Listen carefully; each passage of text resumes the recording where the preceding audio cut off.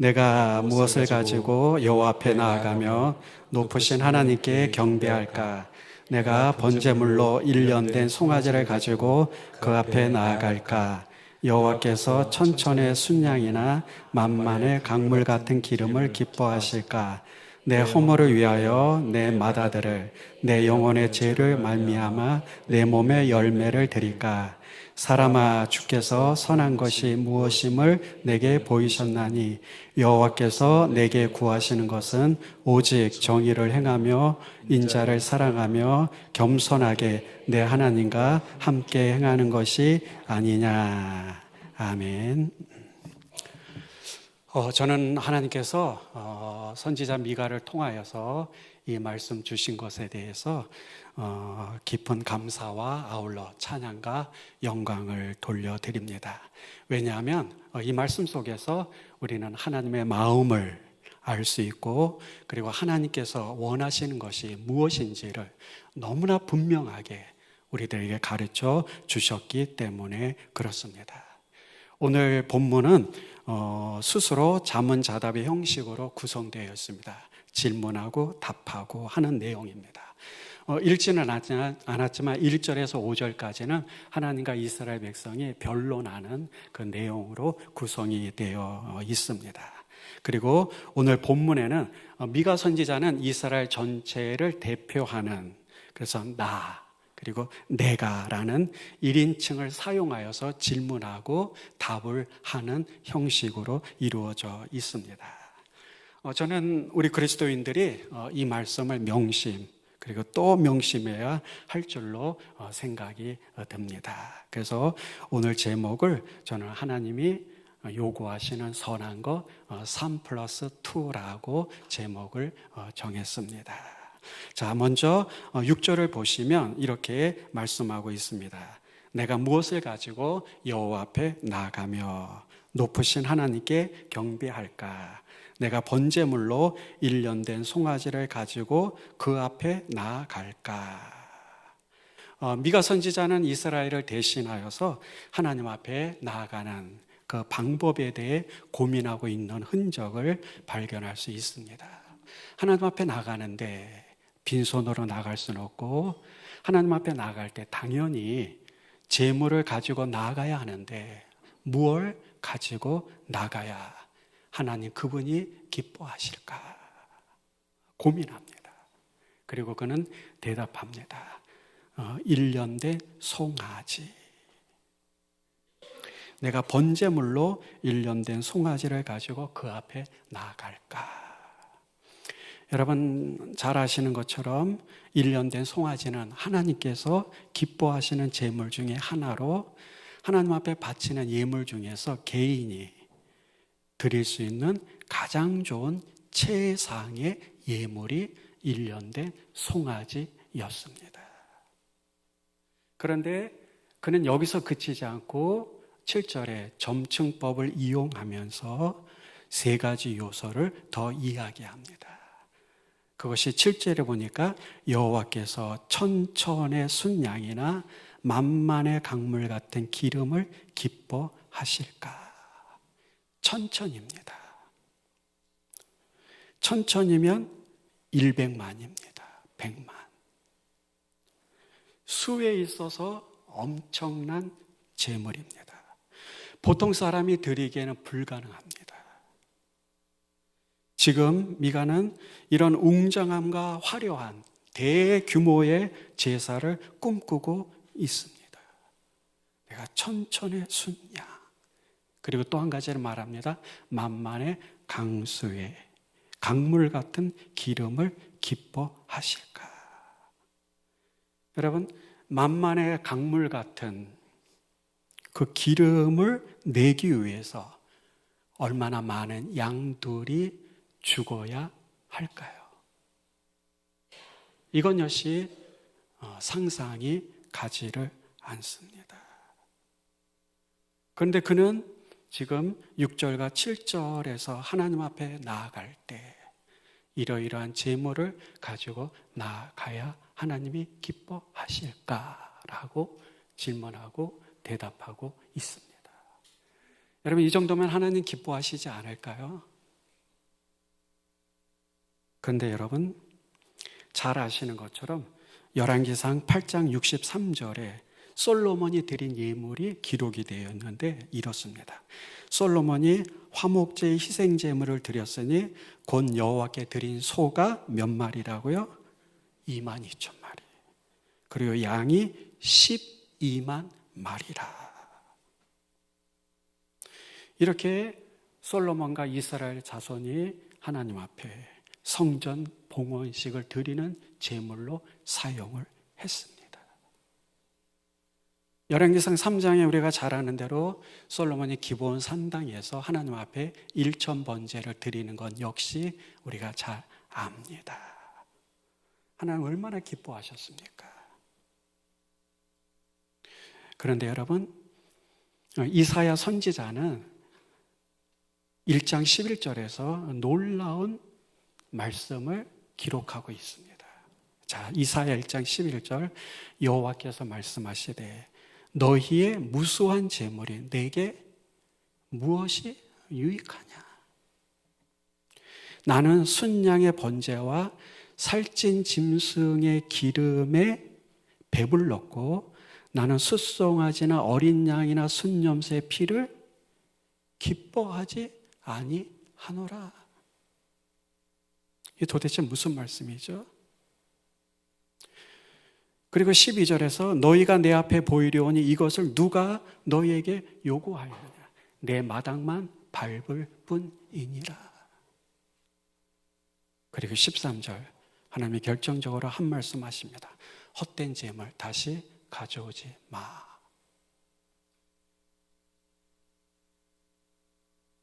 너무나 상반된 말씀을 성경은 우리들에게 보여주고 있습니다.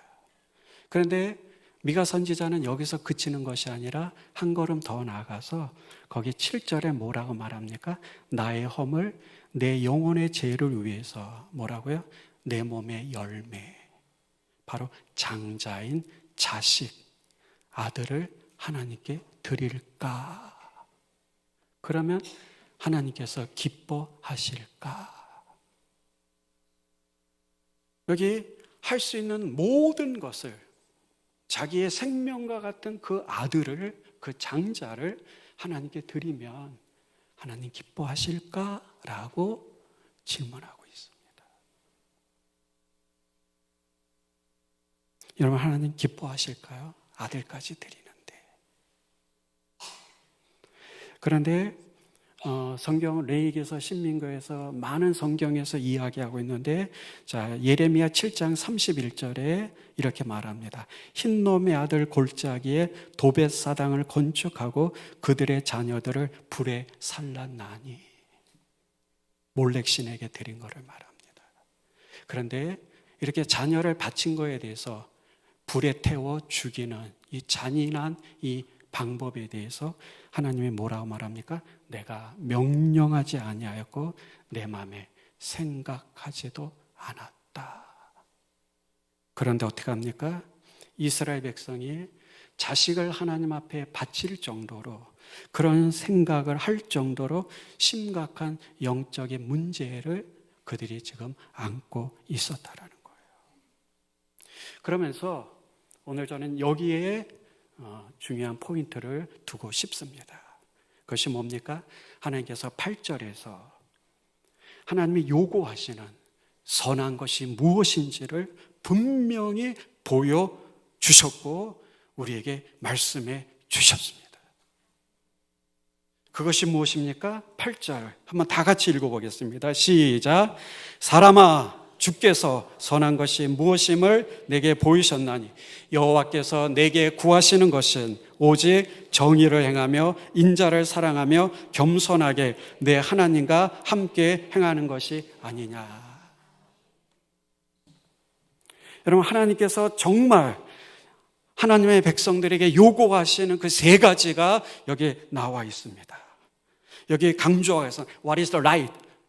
무엇이 옳은 것이냐? 그래서 또 한 가지, 하나님이 너에게 요구하시는 것이 무엇이냐라고 질문하면서 여기에 대해서 분명히 말씀합니다. 뭐라고요? 정의를 행하며 인자를 사랑하며 겸손히 내 하나님과 함께 걷는 것이다 라고 우리에게 너무나 분명하게 말씀해 주시고 계신다는 거예요. 여러분, 워싱턴 미 국회 도서관에 가면 독서실이라고 할까요? 책을 읽는 조그만 방이 있는데 그 종교적 방과 종교가 연결되어 있는 바로 그곳에 이 구절, 지금 미가서 6장 8절에 이 말씀이 거기에 모토 표요로 거기 기록이 되어 있습니다. 미 국회 도서관에 이 내용이.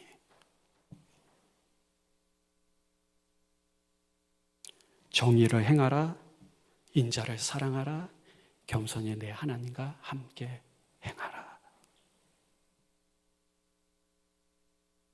여러분, 하나님께서 재물을 원하시는 것보다 뭡니까? 하나님께서 선한 것, 하나님이 정말 요구하시는 것이 무엇인지를 보여주셨다는 거예요. 아마 이 내용은 구약에서 발견된 모든 선지자들이 외쳤던 그 말씀의 정수, 그 본질, 그 모든 구약 성경의 가장 간결한 요약이 저는 이 말씀이 아닐까라고 생각을 합니다. 자, 그 첫 번째가 바로 뭡니까? 정의를 행하며라는 겁니다. 여러분, 정의가 뭡니까? 정의란 단어는 히브리어로 미스팟이라고 말합니다. 미스팟.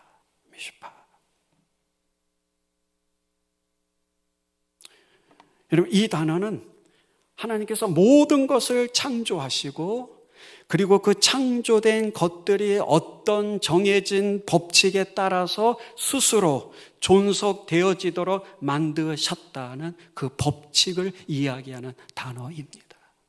예를 들어서 물이 흐를 때 어디서 흐르죠? 높은 곳에서 흐르게 되어 있습니다.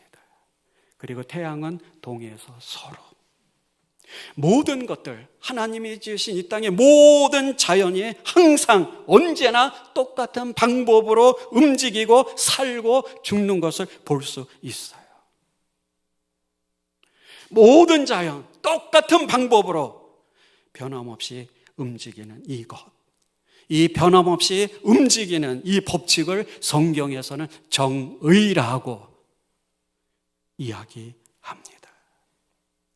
여러분, 하나님께서 이 땅을 창조하시면서 세워놓으신 그 모든 법칙은 그 누구도 변경할 수 없는 겁니다. 이 법칙을 잘 알고 그대로 살려는 사람은 현명한 사람일 것이고 이 법칙을 어기고 무시하는 사람은 어리석은 사람입니다. 그래서 이 정의라는, 미슈팟이라는 단어는 자연의 법칙이라고도 번역할 수가 있습니다. 여러분, 하나님이 정하신 이 땅의 자연의 우주의 모든 법, 그런 시간과 장소를 초월한 법입니다. 그리고 인류의 공통된 법이며 진리의 법입니다. 그 대표적인 것이 우리 하나님께서 우리에게 주신 십계명. 그것이 하나님이 우리에게 주신 미슈팟, 정의 법입니다. 세상의 법은 인간들이 악해짐에 따라서 되어진 법이지만 오늘 하나님 말씀하신 이 정의라는 이 단어, 하나님이 창조시에 정해 놓으신 겁니다. 여러분, 사실은 이 말씀을 준비하면서 너무너무 조심스러웠어요. 그리고 이 말씀을 전하면서 어디까지 내가 내용을 전해드려야 될까?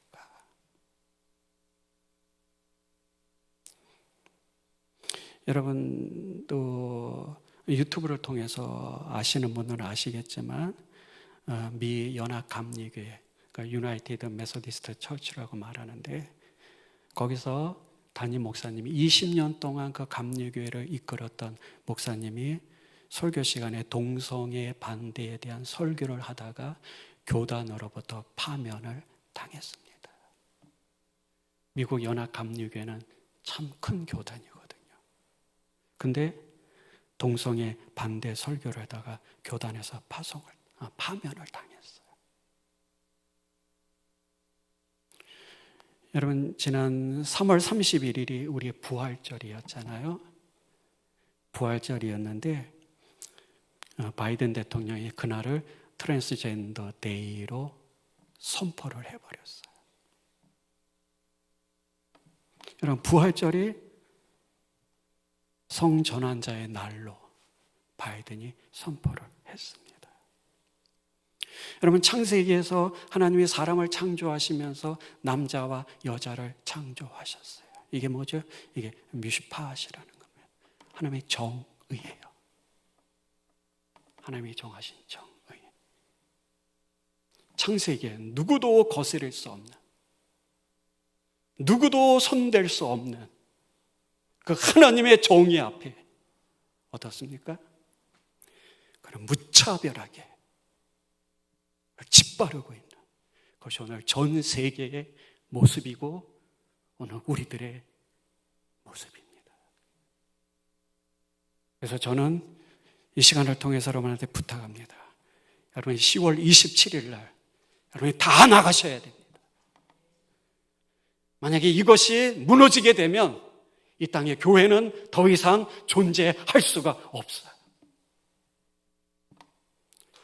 여러분, 제가 미국에 있을 때 잘 아는 목사님 교회 권사님 딸이, 남편이 미국 분이셨는데 하원에 당선이 됐어요. 그래서 제가 알기로는 한국 뉴스에도 한국인 2세가 하원에 당선됐다고 해서 텔레비전에 나온 것으로 알고 있는데, 그래서 교회가 많은 크리스천들이 다니면서 야, 누구누구 우리 권사님 딸이야, 그분 뽑아야 돼.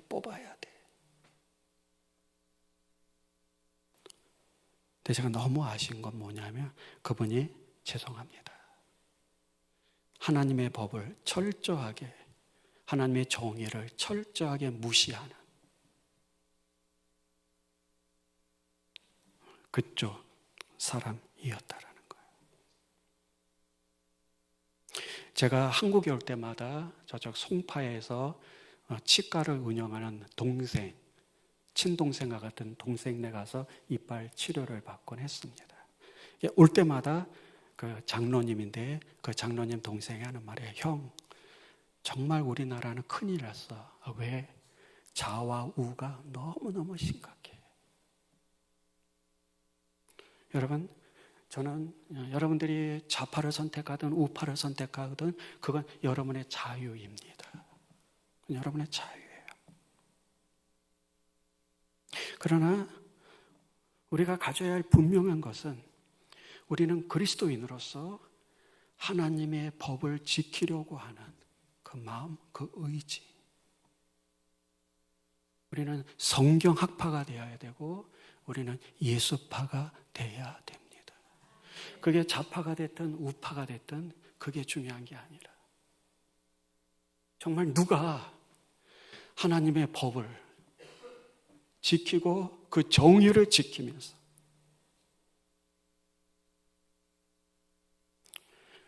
여러분, 오늘 우리 사회 속에서 여러분이 얼마든지 유튜브에서 쇼츠에 들어가면 얼마든지 이 트랜스젠더 데이로 인한 이 성전환 문제가 얼마나 심각한지 여러분 아셔야 됩니다. 제 아는 동생뻘 되는 지인이 저쪽에서 목욕탕을 하는데 한 번은 목욕탕에서 여탕에서 난리가 나가지고 와가지고 그 동생한테 이야기를 하는데 나중에 보니까 남자가 여탕에 들어가가지고 밑에만 가리고, 근데 그게 가린다고 가려지나요? 그래서 버젓이 여탕에 들어가서 남자가,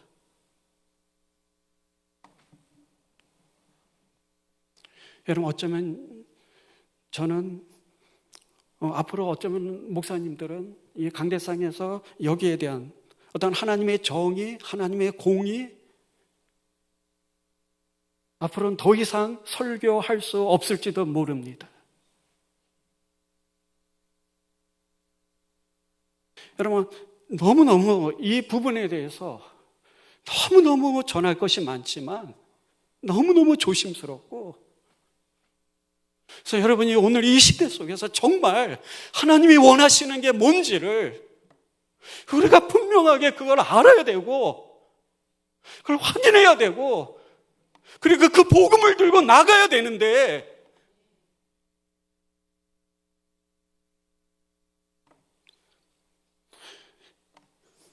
여러분 이사야 42장 1절에 보면 1절과 여기 이렇게 말합니다. 내가 붙드는 나의 종 내 마음에 기뻐하는 자 곧 내가 택한 사람을 보라.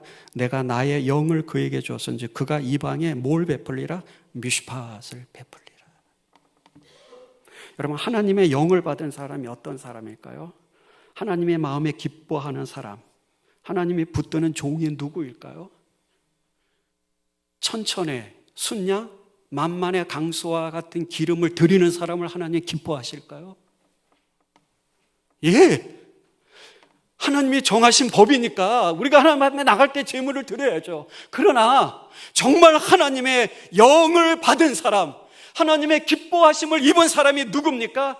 그 사람은 이방의 미스파스를 정하는 사람이라고 말하고 있어요. 그리고 3절에 이렇게 말합니다. 상한 갈대를 꺾지 아니하며 꺼져가는 등불을 끄지 아니하고 진실로 정의를 시행할 것이며, 동일한 단어를 씁니다. 하나님의 정의를 시행하는 사람. 그리고 4절에 그는 쇠하지 아니하며 낙담하지 아니하고 세상에 정의를 세우기에 이르리니 섬들이 그 교훈을 앙망하리라. 여러분 우리 크리스천들이 하나님의 영을 받은 우리들의 해야 할 일이 뭡니까? 우리들의 해야 할 일은 이 성전에서 하나님을 찬양하고 하나님을 예배하고 하나님 앞에 예물을 드리는 거 중요하죠. 해야죠. 기본이죠. 그러나 우리가 이 안에서만 머무는 것이 아니라 우리가 나가서 하나님의 정의를 공부하고 하나님의 정의의 말씀대로 살아가야 되고 하나님의 정의의 말씀을 실천하는 그 모습이 우리에게 있어야 돼요. 열왕기상 10장 9절은 솔로몬을 방문한 시바 여왕의 고백입니다. 시바 여왕이 솔로몬 앞에서 이렇게 말합니다. 당신의 하나님 여호와를 송축할지로다. 여호와께서 당신을 기뻐하사 이스라엘 왕이 올리셨고 여호와께서 영원히 이스라엘을 사랑하심으로 당신을 세워 뭐라고요? 왕으로 삼아 미슈파 정의와 공의, 일단 네 번째 볼 겁니다. 차덱이라는 단어입니다. 행하게 하셨도다. 그럼 하나님이 솔로몬을 왕으로 삼으셨어요. 왜 삼으셨죠? 여기 있는 그대로입니다. 시바 여왕 정의와 공의를 행하게 하려고 하나님이 솔로몬을 왕으로 삼으셨다는 거예요. 여러분 이 땅에 그 어떠한 권세를 가진 사람도 공의와 정의를 행하지 않는다면 그는 하나님 앞에서 낙제자입니다. 그래서 이 법은 세상에서 인간들이 세워나는 모든 법보다 앞서고 가장 중요하고 어떠한 종교의 법도 이 법에 의존하지 않으면 그 법은 하나님에게 합당한 법이 될 수 없는 거예요. 두 번째가 우리 헤세드라는 단어입니다. 헤세드. 성경에서 제일 중요한 단어를 하나 취하라고 한다면 아마 이 헤세드라는 단어일 겁니다. 헤세드. 왜냐하면 이 단어가 함축하고 있는 뜻이 너무나도 위대하기 때문이에요. 그런데 아마 이 세계 어떠한 언어로도 이 헤셋이라는 이 단어를 번역할 수 없어요. 이 단어를 뭐라고 번역할 수가 없어요. 그래서 우리 성경 지금 읽었던 여기에는 어떤 영어 성경에 보면 친절이라는 kindness라는 단어로 나오고 어떤 영어 번역에는 자비라는 mercy라는 단어로 나오고 그리고 이 단어가 어디에서는 은혜라는 단어로 나오고 어디에서는 인자라는 단어로 나오고 어디에서는 자비라는 표현으로 어디에서는 사랑이라는 표현으로 너무나 다양한 표현으로 이 단어 헤세렛이라는 단어가 사용되어져 있어요. 이 단어는 하나님의 가장 위대하신 성품을 표현하는 단어이고 창조의 원리가 바로 이 단어 안에 포함되어 있기 때문입니다. 여러분, 하나님과 인간 사이에, 그리고 인간과 인간 사이에 없어서는 안 되는 절대적인 단어가 있다면 바로 이 헤세드이라는 이 단어입니다. 인자, 사랑하라. 이 단어는 하나님과 인간 사이를, 그리고 인간과 인간 사이를 연결시켜주는 단어입니다. 이 단어는 너무너무 아름다운 단어예요. 너무너무 아름다운 단어입니다. 제가 누가복음 10장에서 우리 잘 아는 대로 강도를 만나 거의 죽게 된 한 사람의 이야기 기록이 되어 있죠. 거기 보면 제사장이 지나가다 그를 보고 피하여 가고, 레위인이 가다가 그를 보고 피하여 가고, 동일하게 표현이 되어 있습니다. 그런데 사마리아 사람이 여행하는 중에 있던 그 사람이 그를 보고 어떻게 여깁니까? 불쌍히 여겨. 뭡니까? 헤세드의 마음입니다. 그 사람을, 죽어가는 그 사람을 불쌍히 여기는 그 마음. 그리고 주막으로 데려와서 돌보아 줍니다. 그리고 마지막에 이렇게 묻습니다. 내 생각에는 이 세 사람 중에 누가 강도 만난 자의 이웃이 되겠느냐? 37절에 이렇게 말해요. 이르되 자비를 베푼 자니이다. 헤세드를 베푼 사람입니다. 자, 중요한 게 그 다음에 있습니다. 뭡니까? 예수께서 이르시되 고 가서 너도 이와 같이 하라.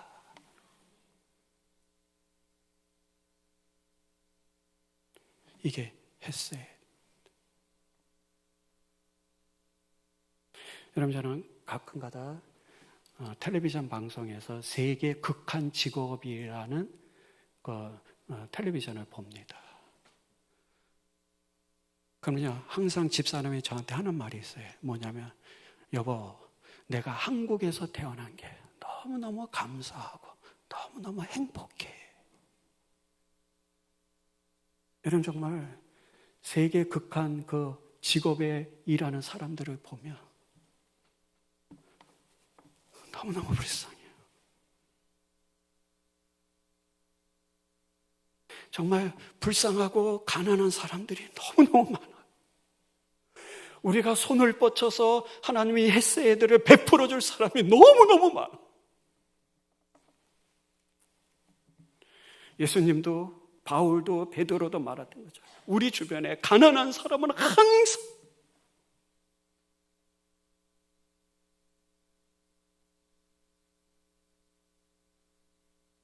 예수님이 사도들에게 자기에게 잘못찬을 사랑하고 축복하고 선을 행하고 기도해 주라. 이 모든 것들이 뭡니까? 다 이 사상 안에, 헤세드라는 이 사상 안에 다 포함이 되어 있는 거예요. 여러분, 하나님이 다윗을 왜 이렇게 사랑하셨을까요? 다윗에게는 이 헤세드의 마음이 있었기 때문이에요. 자기를 죽이려고 그렇게 쫓아다니는 그 사울 왕을 어떻게 합니까? 얼마든지 죽일 수 있는 기회가 있었지만 죽이지 않았어요. 그리고 심지어 자기의 왕의 자리를 빼앗기려는 그 아들에게까지, 그 왕의 자리를 빼앗기면서 도망가면서까지 그는 자기 아들을 향한 이 마음을 갖고 있었어요. 여러분, 성경을 읽다 보면 다윗 왕에게 이 헤세드의 마음이 얼마나 그 충만한 마음을 갖고 있었는지 다윗을 통해서 우리는 확인할 수 있어요. 그래서 다윗이 해서는 안 될 큰 죄악을 범하였음에도 불구하고 하나님께서 그를 그토록 사랑하셨던 이유가 뭡니까? 다윗 안에 너무나 아름다운 이 마음이 있었기 때문에 하나님이 그 마음을 인정하고 계셨다. 하나님께서는 한 사람의 잘못된 점을 보시는 것보다 그 사람에게 이 사상이 있는지 없는지를 하나님은 확인하고 계셔요. 여러분, 악이 범람하고 죄가 들끓는 이 사회 속에, 이 사회가 정화되려면, 그리고 정말 우리 그리스도인들이 이 땅을 향해서 나아가 해야 할 하나님의 법이 있다면 뭡니까? 바로 헤세드의 법이에요.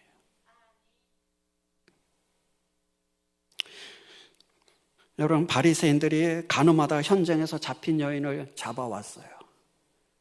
바리새인들에 의하면, 법으로 하면 뭡니까? 그 여자는 당연히 돌에 맞아 죽어야 돼요. 그러나 예수님은 어떻게 하셨죠? 가늠한 여인을 용서하셨어요. 예수님의 마음에 뭐가 있었던 겁니까? 법보다 이 마음, 헤세드의 마음이 바로 예수님의 마음이었어요. 여러분, 세상에는 당연히 법이 있어야 하지만,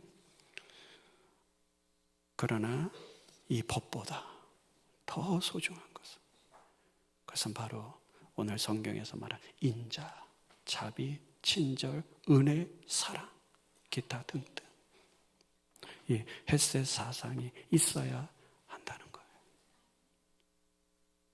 그리고 세 번째, 그러면 겸손하게 내 하나님과 함께 행하는 것이 아니냐.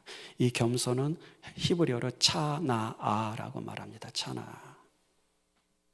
그래서 성경에서는 겸손이라고 써 있는데, 여러분, 그래서 사실은 성경을 읽을 때마다 이제 다음에 또 두 가지를 이야기하겠지만, 이게 중복되면서 이게 번역하는 데 있어서 사실은 참 뭐라 그럴까요? 딱히 이 단어다라고 이야기하기가 쉽지 않은 경우들이 많습니다. 여기 어쨌든 여기 겸손이라는 이 단어로 표현이 되어 있는데, 이 단어는 스스로 자신을 겸손하게 만든다라는 그 의미로 쓰일 때 사용되는 단어입니다. 그러니까 자기 스스로. 그래서 하나님께서 요구하시는 것이 무엇이냐? 그는 스스로가 겸손하게 자신을 낮추면서 살아가기를 하나님이 원하신다라는 거예요.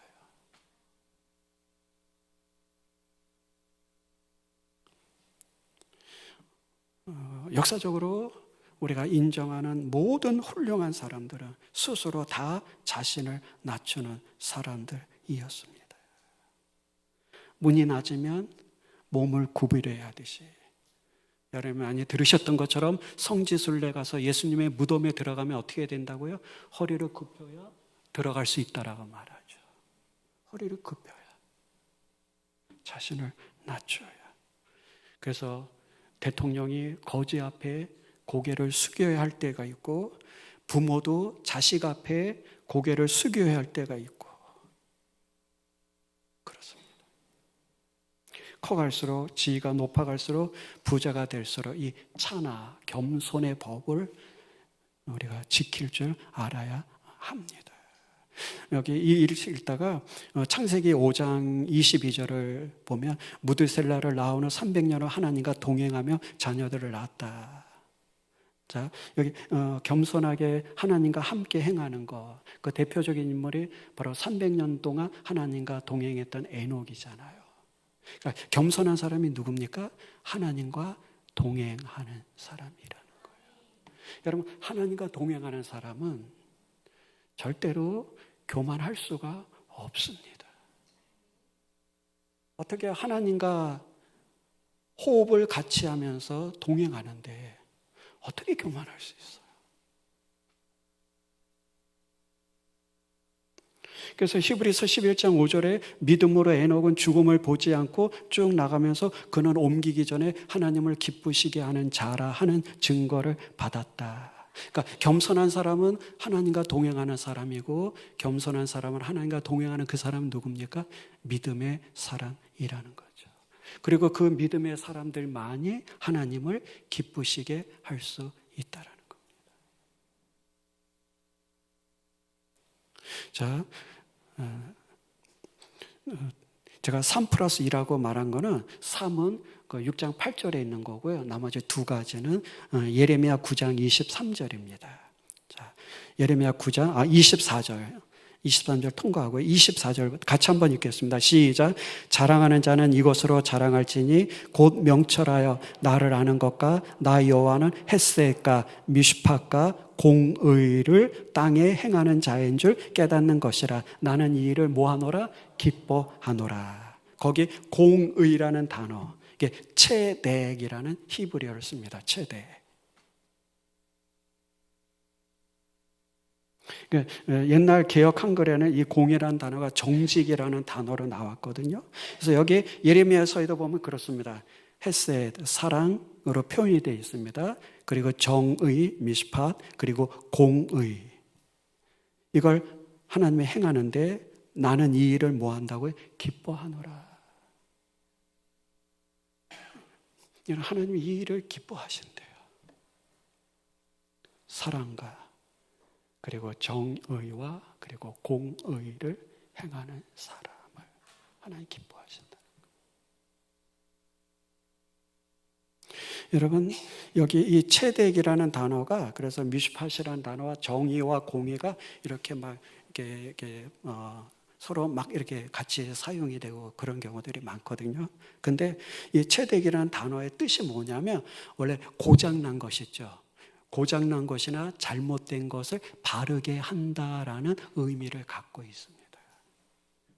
고장난 것, 잘못된 것을 바르게 한다, 바르게 고친다라는 거예요.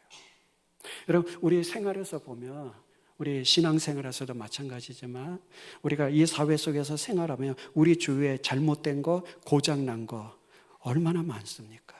이게 자의적이든 타의적이든 잘못을 저지르는 모든 기계는 결국은 고장이 나잖아요. 잘못된 것이 무한히 많습니다. 그런데 이 잘못된 것을 우리가 스스로 고쳐 나가야 하는 겁니다. 그게 이 공의라는 단어입니다. 그래서 인간은 계속해서 서로를 고쳐줘야 하고 서로를 바르게 잡아주어야 한다는 겁니다. 이걸 하나님께서 요구하고 계시는 거예요. 앞에 있는 김 목사가 잘못된 거 있다면 여러분이 저를 바르게 잡아주셔야 합니다. 그게 공의예요. 저 사람이 잘못된 것을 알면서도 그걸 무시하고 지나간다면 그 사람은 공의의 사람이 아닌 거죠. 그래서 갈라디아서 6장 2절 너희가 짐을 서로 지라 그리하여 그리스도의 법을 성취하라. 우리가 서로의 잘못된 부분 그걸 바르게 고쳐주면서 서로의 짐을 져주는 것. 여러분, 창세기 9장 20절 잘 보시면 함이 아버지 노아가 술에 취하여서 완전히 벌거벗어서 누운 것을 보죠. 그리고 어떻게 합니까? 뛰어나와서 아빠가 빨개 벗고 주무신다라는 그것을 셈과 야벳에게 이야기를 하죠. 그런데 셈과 야벳이 그 함의 소리를 듣고 어떻게 합니까? 그 소리를 듣고 감히 아버지의 벗은 몸을 볼 수 없어서 이불을 가져다가 뒤로 가면서 어떻게 합니까? 아버지를 덮어주죠. 그게 뭡니까? 그게 공의라는 거예요. 그게. 함이 아버지의 이러한 모습, 이러한 잘못된 모습 앞에 담요를 덮어드렸어야 했고 그것을 형제들에게 말하면 안 되는 거였죠. 근데 그것을 고스란히 아버지의 실수를 그걸 다 나팔을 불고 떠들었던 거죠. 그래서 이 사건으로 인해 우리가 잘 아는 것처럼 함이 어떻습니까? 아버지 노아로부터 저주를 받는 비참한 인생이 되죠. 그런데 비해서 아버지의 그 부끄러운 모습을 가리워주고 감히 들춰내지 못했던 셈과 야벳은 하나님으로부터 놀라운 축복을 받는 민족이 되는 거죠. 여러분, 이게 공의입니다. 그리고 또 한 가지, 저는 지금도 계속해서 생각을 합니다만 그게 뭐냐면 바로 창세기에 나오는 야곱과 에서의 이야기입니다. 여러분, 우리는 야곱이 거짓말장이고 사기꾼으로 형의 장자의 직분을 빼앗은 것으로 생각을 합니다. 저는 늘 이런 생각을 합니다. 왜 하나님께서 이런 사기꾼 야곱을 사랑하셨을까? 우리 여자 청년들한테 또 묻고 싶어요. 여러분은 에서와 같이 이렇게 막 털이 나고 막 근육이 있는 그런, 그리고 야성미가 넘치는 그런 남자가 좋습니까? 아니면 집에서 엄마 품에 있는,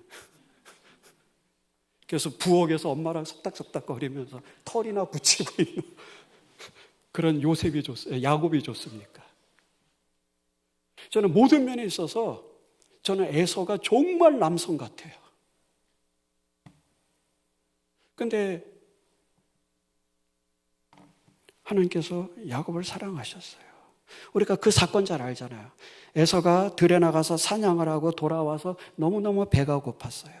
그것을 참지 못하고 동생 야곱이 만든 그 팥죽, 그걸 어떻게 합니까? 달라고 성화를 하죠. 그러자 야곱이 형의 장자권을 나에게 팔라고 딜을 하죠.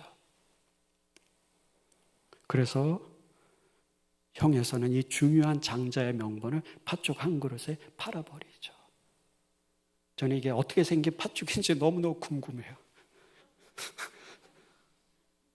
그런데 창세기 25장 34절에서 보십시오. 우리가 잘 아는 내용입니다.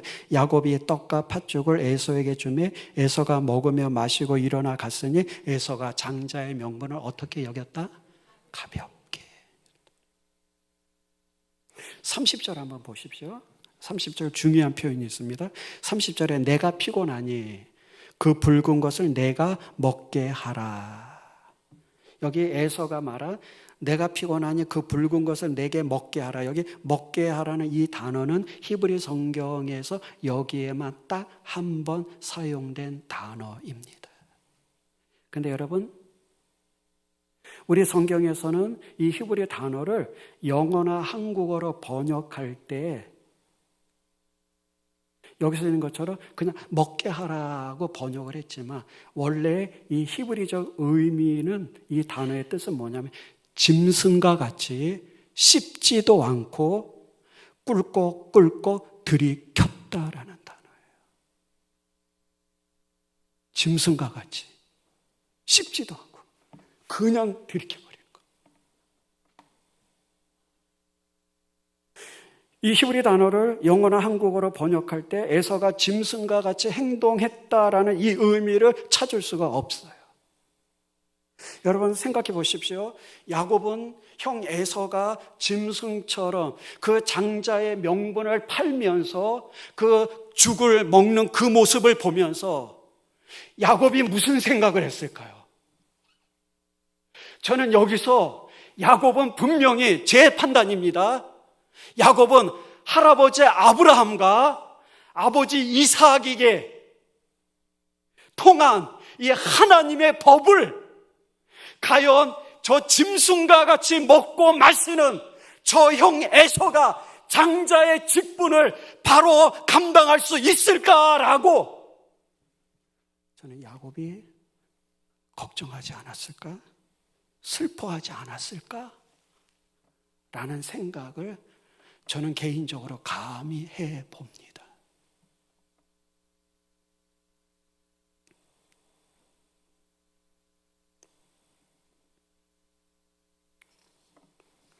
형 에서의 모습에 짐승과 같이 행동하는 형의 모습 속에서 그는 속여서라도 장자의 명분을 빼앗아서 아브라함과 이삭의 전통을 바로 세워 나가야 된다라는 이 마음을 혹 야곱은 갖지 않았을까요? 단순히 야곱이 장자의 명분 때문에 형을 속이고 사기를 쳐가지고 그 장자의 명분을 빼앗았을까요? 그래서 하나님이 그걸 보고 하나님이 에서보다 야곱을 더 사랑하셨을까요? 왜냐하면 이스라엘은 우리나라 전통처럼 장자라야만 어떻게 합니까? 가족의 전통을 이어나갈 수 있기 때문입니다. 역대하 33장에 보면 히스기야 왕이 므낫세가 12살 때인가요? 10몇 살 때 왕으로 세우는 내용이 나옵니다. 왜 므낫세를 왕으로 세웠을까요? 므낫세가 장자이기 때문에.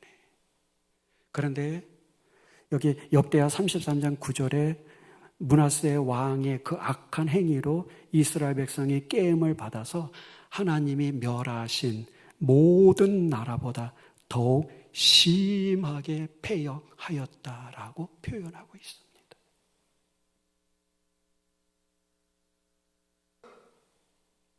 왜? 장자니까 무조건 세워야 되는 거예요. 그가 정의의 사람이든 공의의 사람이든 헷세에 사람이든 장자니까. 여러분, 우리가 너무나 잘 아는 아모스 5장 24절, 오직 정의를 미시파하십니다. 정의를 물같이, 공의, 지금 보고는 체덱이라는 단어입니다. 체덱을 마르지 않는 강같이 흐르게 할지어다. 여러분, 하나님께서 선지자를 통해서 그때나 오늘이나 우리 하나님의 사람들에게 말씀하시는 건 뭡니까? 이 정의, 그리고 이 공의를 내가 물같이 그리고 강같이 흐르게 하라. 단순하게 정치인들이 때가 되면 제가 공의로운 정치인, 정의로운 정치인이 되겠다라는 그런 헛된 구호에 속아 넘어가지 말고, 그래서 야곱에게는 이 체대, 이 공의의 법이 그에게 작용했다라는, 단순히 장자의 명분이 탐나서가 아니라 하나님 여호와의 법, 아브라함과 아버지 이삭에게 주셨던 그 하나님 여호와의 그 법, 그를 지키기 위해서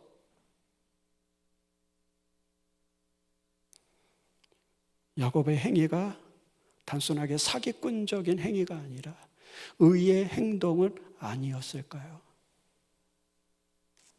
다시 한번 말씀드린다. 이거는 제 개인적인 생각이기도 합니다. 여러분, 우리 주변에 잘못된 것들이 얼마나 많습니까?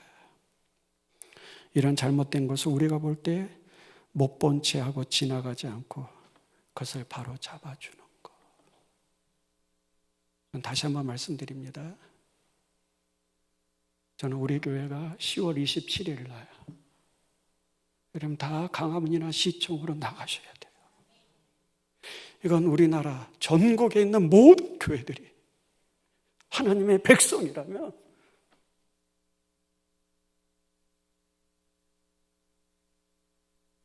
마지막으로 시편 45편 한 보시고 마치도록 하겠습니다. 시편 45편 4절입니다. 같이 읽겠습니다. 왕은 진리와 온유와 공의를 위하여 왕의 위엄을 세우시고 병거에 오르소서. 왕의 오른손이 왕에게 놀라운 일을 가르치리이다. 거기 마지막으로 보고 싶은 것은 거기 온유라는 단어입니다. 이건 아나바라는 단어입니다.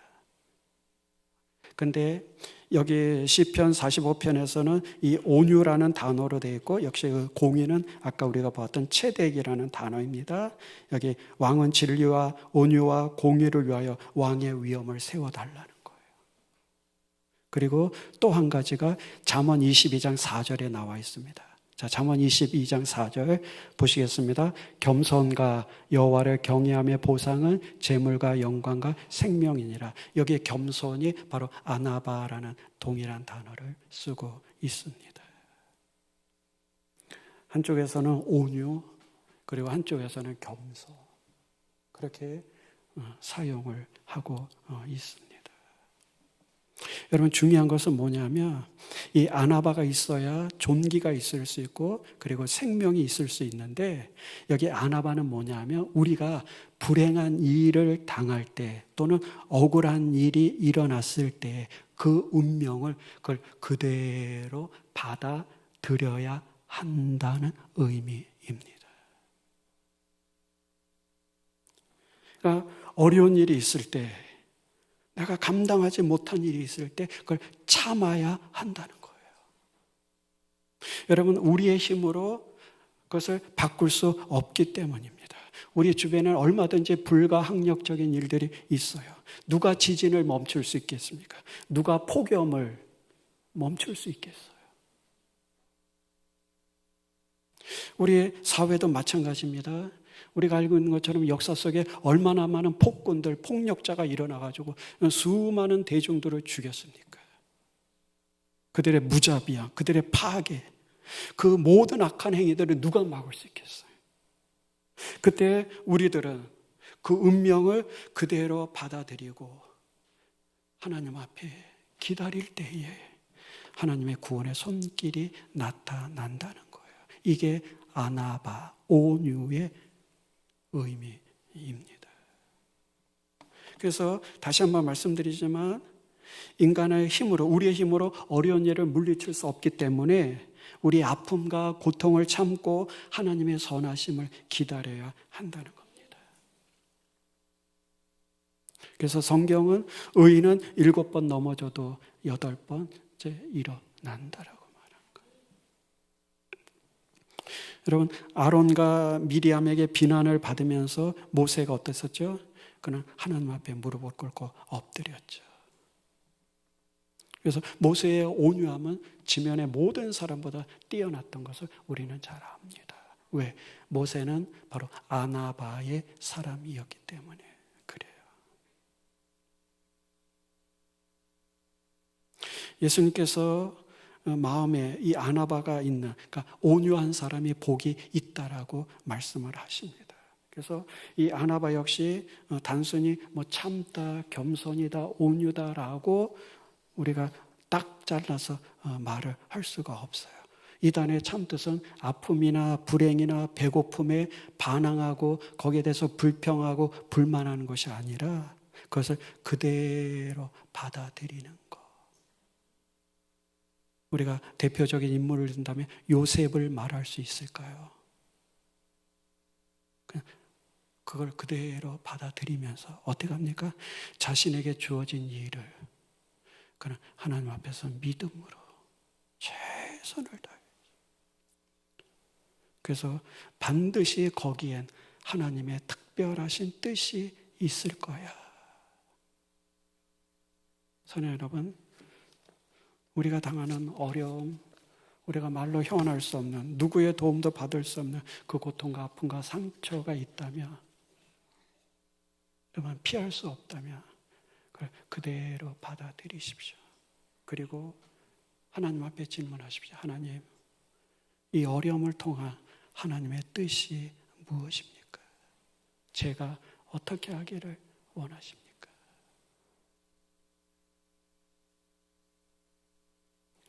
여러분, 저는 이 5가지 단어를 여러분들이 늘 기억하면서 성경을 읽어 나가셨으면 좋겠습니다. 그래서 여러분들이 성경을 읽을 때 어떤 인물을 만나면 그 인물 속에서 지금 말씀하신 이 5가지 특징들을 생각하면서 이 사람에게는 정의가 있구나, 이 사람에게는 공의가 있구나, 이 사람에게는 온유함이 있구나, 이 사람에게는 뭐가 있구나라는 것을 여러분이 한번 살펴보시기 바랍니다. 그래서 우리들이 상황 속에서 어떨 때는 공의가, 어떨 때는 정의가, 어떨 때는 아나바가, 또는 어떨 때는 이러저러한 문제들이, 이런 요소들이 우리의 삶 속에서 나올 수 있기를 주님의 이름으로 부탁을 드립니다. 이 5가지 사상 항상 여러분의 마음에 새기시기를 바랍니다. C.S. 루이스가 그의 책 순전한 기쁨에서 사무엘 존슨 박사님의 말을 인용하면서 이렇게 말합니다. 뭐냐면 사람은 가르쳐야 할 때보다 기억시켜야 할 때가 더 많습니다. 제가 여러분에게 말씀드린 것들은 이미 여러분이 다 알고 계시는 내용일 겁니다. 다시 한번 말씀드립니다. 새로운 것들을 가르쳐야 하는 것보다 여러분들이 기억시켜야 할 이것들, 다시 한번 여러분들이 기억하면서 우리 남은 생에 하나님 앞에 믿음의 사람으로 살아가는 우리 모두가 되기를 주님의 이름으로 축원합니다. 기도하시겠습니다.